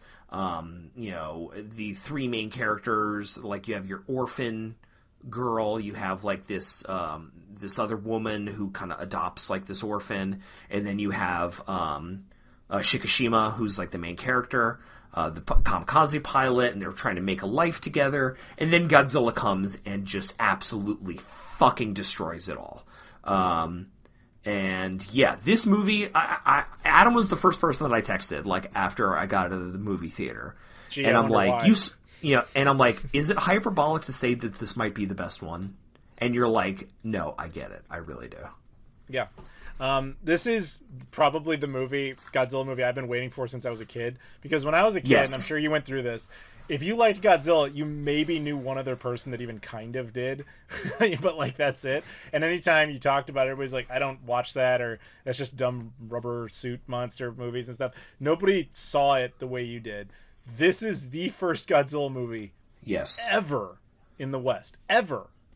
To actually illustrate the character correctly to the point where people like us can be like, see, this is what we've been trying to tell you. Like, the fact that this movie embarrassed Hollywood and just like upended all of them on this low budget and just didn't need to be some crazy spectacle movie. It ended up just being a well-told story. Unbelievable. I mean, the budget for this movie was fucking nothing. It was like $12 million. It was 12 million, 15 million. It says, No. and it has grossed it's 95 million worldwide. It's not like, 15. The director came out and said he wished we had 15. We had 12. Really? Oh my God. And this movie, the special effects are phenomenal. Yeah. Like the fact that they got away, they got this type of movie with great characters, incredible special effects, a compelling story, great action, is like it's an indictment of Hollywood. I'll tell you that. Yeah, I agree because completely. Hollywood budgets are so out of control. Like there is a meltdown coming because the studios are and this actors' salaries and everything, the lack of DVD sales, and this, it's like, look at what you can do with limited tools, and it's incredible. There's a couple notes from this movie. Maybe the best atomic breath depiction ever. Like, it's literally just a nuclear explosion, and there's a mushroom cloud and, like, shock waves. And then the telling thing, and this is like, I mean, this is really shows, like, how deep this movie understands, like, the nuclear allegory, is immediately after, when Shikishima's, like, standing there and his wife has been blown away by the breath, and you see the black rain falling, like, all of the testimonials from survivors of Hiroshima and Nagasaki say, like, there was this black rain that fell and it was irradiated, and it was, oh my fucking God, this movie's so good. Yeah. I love the final scene where they defeat Godzilla, and it's not the government that defeats Godzilla. I think they make it a point multiple times, like, the government can't do this. They failed. We've seen their biggest battleships be destroyed, from this. It's like, it's up to the normal people to, like, band together and think, like, how we could defeat him. And they defeat him, like, using, like, this interesting idea of, like, using pressure, the ocean's pressure, and dragging him down. Really, really interesting. This movie. I could tell from the opening shot of that film that this was going to be one of the best ones. Like, when he's just, there's a zero flying in, the camera work. Yeah. I'm like, okay, somebody tried. Somebody really tried in this movie already. And it was incredible. It's such a smart movie. And to be fair, I had no idea what to expect going into this. I kind of thought, is this a prequel to Shin Godzilla? Is this a prequel to Godzilla 1954? Is this a prequel to Legendary Godzilla? Is this its own thing? Is it not sure and trying to keep it vague so you can put it in any continuity? I had no idea. For a time, when I first saw the very first trailer for this, I thought that this was going to be some sort of weird new Godzilla movie where he's like Godzilla versus Godzilla, like a different version of Godzilla versus himself. Like, I had no idea what I was expecting to see. It was just kind of shocking, and all my projections of what this movie was were wrong, and it was far better. It far exceeded what I even hoped of. It's such a good film. You can completely separate it from anything you've ever thought of Godzilla. Just go see this as an allegory for PTSD. Godzilla is the physical embodiment of PTSD, not only for Japan as a society, but for that guy, our protagonist, who is the only interesting protagonist perhaps in Godzilla history. And it's just so smart. The only thing I really didn't like about it was the very ending, because you have this smart allegory for PTSD, but I think that most people would agree you can't really fix that. You can't squash that. PTSD kind of sticks with you. You can go to therapy, and help yourself in that, but they eventually reach the point in the movie where you can't just, like, put Godzilla on a couch and ask him what his problems are. You have to do something about him, because he is still a physical monster thing they have to deal with. So that's where the movie kind of fell a little to me, because it had to deal with that. And it had to get away from the allegory to deal with the actual physical embodiment. And what they did was amusing. And again, we said this is spoilers, so, like, Joseph, I guess, close your ears if you care, and I'll cover your ears. He does die, but his heart remains at the bottom of the ocean, which is actually interesting, because that's how GMK ends as well. Yeah. And I don't know if I prefer that or not, because on the one hand, the idea of a quote-unquote Godzilla -2, where they make a new one that continues on from this, would be interesting. as I sit there and I think about it, and this was the overall point of all of this, there are absolutely no good Godzilla sequels to the successful films.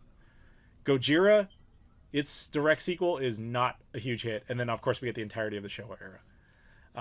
If you want to include Godzilla 1985, 84. which Godzilla vs. Destroy is not. I mean, it's fine, but it's not smart in that same way. I wouldn't say any of the Heisei ones are actually smart movies. Destroya would be maybe the closest, and even that is intentionally the end. Shin Godzilla intentionally has no sequel, and even the smarter ones. Although it does leave it open, like, you know, with the final shot of the movie of like the Godzilla creatures, his next evolution kind of thing. Yeah, but that's kind of my point, though. Do we even want a direct sequel to this, or is it just at its best when you let it be a one-and-done allegory and don't look back?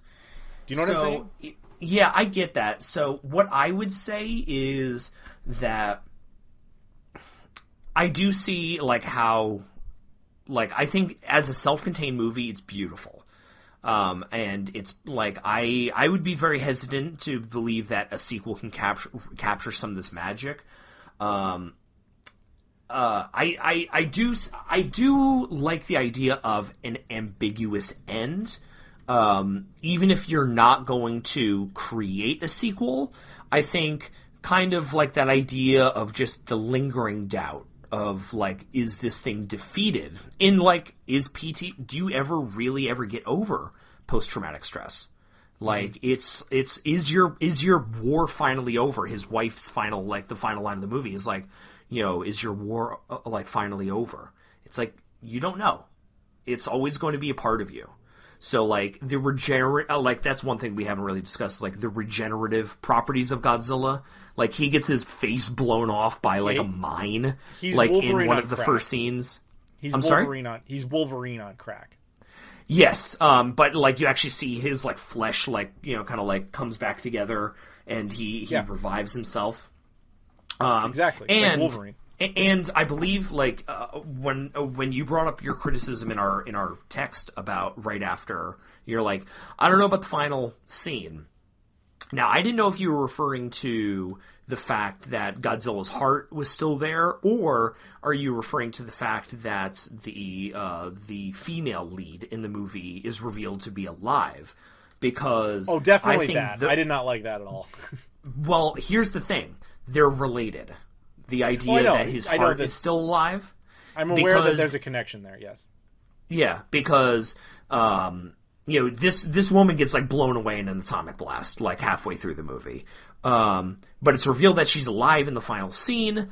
But there's, like, a sense of, like, doubt of, like at what cost, because she's in the hospital bed and she has, like, a black burn on her, like, her cheek or her neck or something, and it starts to quiver. So it's implied that she is alive because she's been imbued with some of the regenerative properties of Godzilla, and it's like, you know, might not necessarily be, you know, of her own volition. I think that's interesting. That's very much cut from Shin Godzilla. That inspiration of, like, the next step, the ambiguous ending of it, like the human Godzilla connection hybrid thing. I like all of that. I think, you know, if this movie does spawn a sequel, I'll have my reservations. But I'll be interested, especially if it's another period piece, because I think that's something that they've never done before. It's always been in the present or the future in Godzilla movies. Going back to the past is interesting. It's kind of untapped potential. Yeah, I know. We saw it in Godzilla vs. King Ghidorah. I'm sorry? Aside from that? Yeah. aside from the goat, obviously. Yes. But, yeah, like, I think it's, like, it is, like, you know, an interesting thing that we've never really explored before, going back to the past and doing period pieces. I think this movie works best as a movie in the 40s and 50s. Because it is a Japanese story about PTSD, you have to go back to the last time Japan was in a war, and that would be, you know, World War II. Mm-hmm. So, Yeah, the movie's great. I mentioned it before. It's getting a re-release in theaters in black and white, kind of as like an homage to the original Gojira movie from '54. I might go see it again, honestly. It's a good movie. You absolutely should. Joseph, you should watch it. And anybody out there, you should watch it too.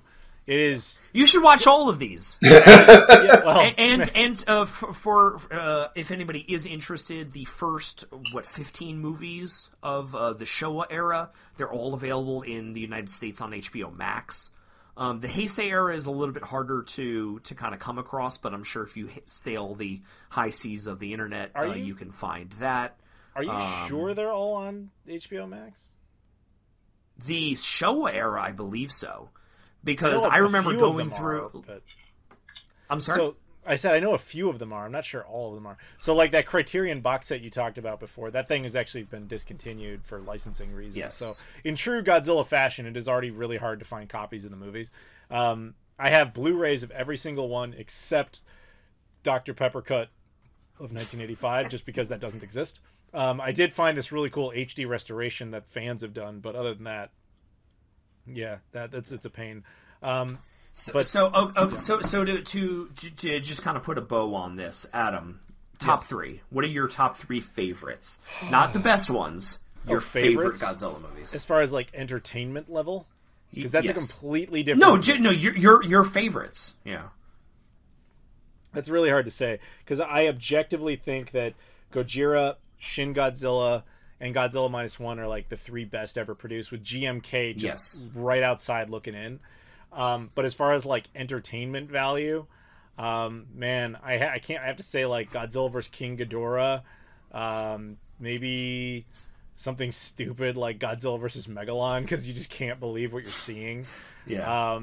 And Godzilla, I want to say Godzilla vs. Destroyer, but I'm not as entertained by it as I used to be. So I would probably say something like, maybe Godzilla vs. Mechagodzilla. Yeah, it just depends on your mood. If I was going to pick one from each series and discount the three topical movies, I would probably go Godzilla vs. Mechagodzilla from the Showa. I would do Godzilla vs. King Ghidorah from Heisei, and then I would do GMK from Millennium. Sure. Oh, you know what? As far as entertainment value, I would go with Final Wars. Final Wars is a blast. Very entertaining movie, even if it's batshit. Yeah.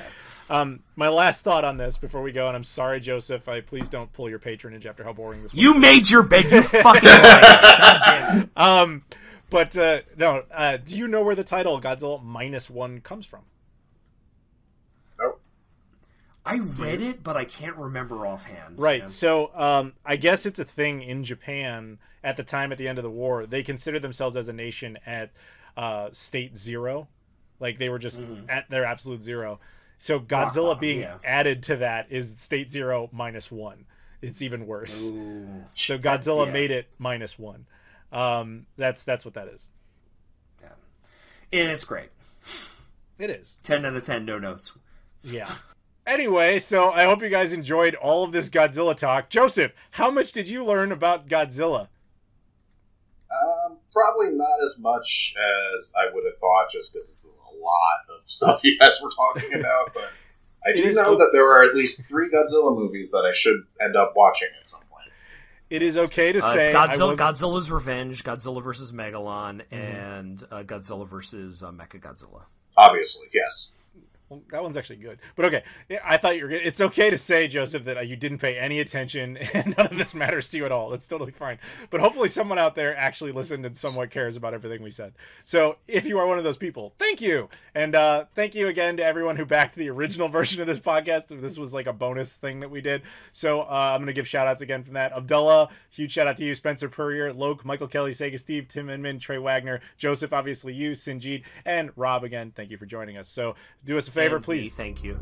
Yes, I just said you. But yes, please like, comment, subscribe, all that fun stuff, social media stuff in the description, Twitter, Instagram, Facebook, Discord, Patreon, Spreadshirt, etc. Appreciate the support. Thank you so much, and I'll see you all later.